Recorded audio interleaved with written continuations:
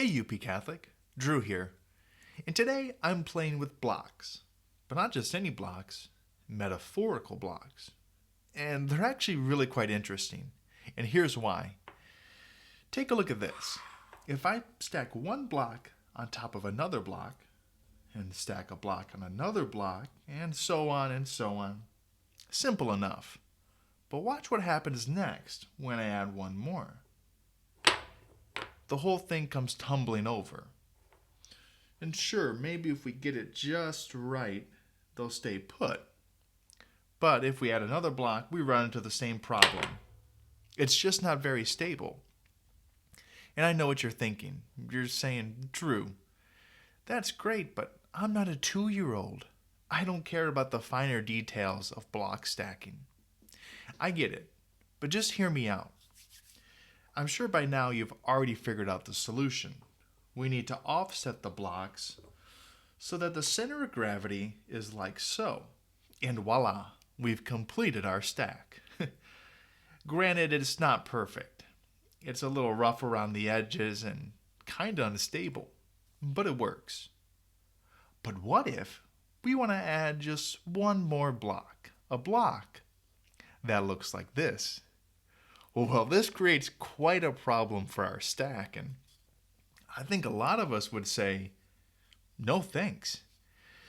I got a lot going on here already. I can't take on another block. I'm just going to have to reject this block. It's too hard to accept. You could say this block is a real stumbling block. There's no way we can make it part of the stack. Or is there? You see, this isn't meant to be a capstone. It's not designed to go on top. Instead, this is actually a cornerstone. It's meant to go on the bottom. So let's start our stack over. But this time, let's take the block we previously rejected and make it the cornerstone of our new structure. And right away, wow, we can see that stacking is a lot easier when done in the proper order. Nice. And it's a lot sturdier. And this brings us back to the point I made earlier. Why these blocks are just so awesome. They're not just regular blocks. They're metaphorical blocks.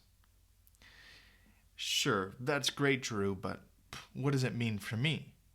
Well, I think a lot of us can agree that sometimes in our lives we feel like we need to get everything perfect in our lives before we bring Jesus in.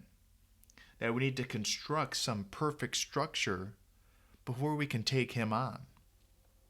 But as we've seen, that just leads to the jumbling, stumbling downfall we saw earlier. See, Christ doesn't want to just be an add-on or a decoration for our lives.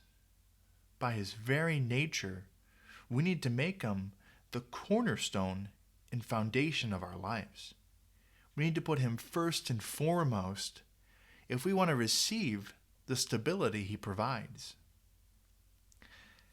As we approach the octave of Easter, I think it's crucial that we all take some time to reflect and ask ourselves, do I put Christ as the cornerstone and center of my life?